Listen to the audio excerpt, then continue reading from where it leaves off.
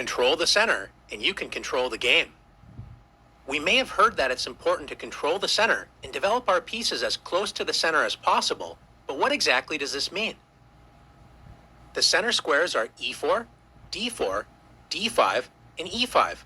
A popular as well as strong opening move for white is to play e4. White moves a pawn directly in the center, controlling the d5 and f5 squares in black's territory, and it also opens up lines for white's light-squared bishop and queen to quickly enter the game. A good response for black is to play the same move, e5. By controlling the center, both sides prevent enemy pawns from entering their territory. If white tries to force two pawns in the center with d4, threatening black's pawn on e5, it's important for black to break up white's pawn center with e takes d4. When white's dreams of taking over the center with pawns have been shattered, so black should not have any serious problems in the opening. Is the center really that important to control? What happens if black wants to move pawns on the edge of the board, such as a6? Pawn moves are important when they can control key squares, especially in the center, and when they open up lines for pieces to enter the game. This move does not control an important central square, and it only allows the rook to move to a7, not exactly improving black's position. Since black does not want to control the important center, don't be shy. Let's take the center for ourselves with d4. White's pawn duo control key squares in black's camp, c5, d5, e5, and f5, making it difficult for black to activate pieces on these squares.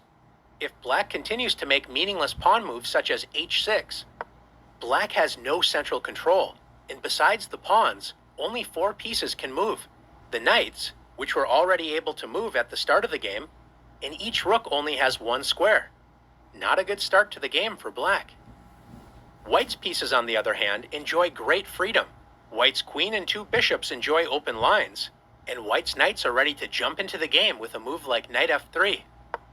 What happens if black wakes up from a deep sleep and decides to start developing pieces toward the center with knight to c6? Pieces need pawns in the center so they are not constantly attacked. Since black does not have a pawn on d5, white can simply march forward with d5, grabbing space and attacking black's knight, forcing it to waste time by moving again. Black should admit the mistake and retreat the knight, but instead decides to move the knight to the edge of the board with knight a5. Most pieces do not like being on the edge of the board, and the knight is especially weak as it only controls 4 squares. Compare this to white's knight on f3.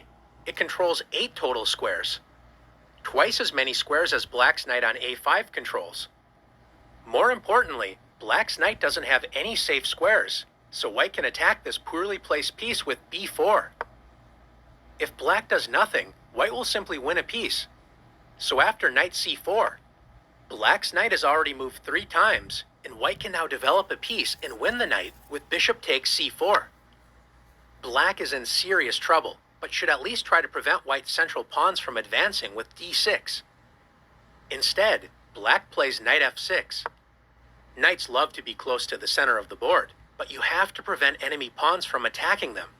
Since black has not controlled the center with pawns, how can white gain space and attack black's knight? That's right, once again by advancing a center pawn with e5. Black should once again retreat the knight, admitting another mistake, but decides to lunge forward with knight g4. Notice most of black's escape squares are controlled by pawns. Even black's pawn on h6 prevents a potential knight retreat. How can white win more material? If you found h3, nice work. If black takes the e5 pawn, white simply captures it with the knight on f3.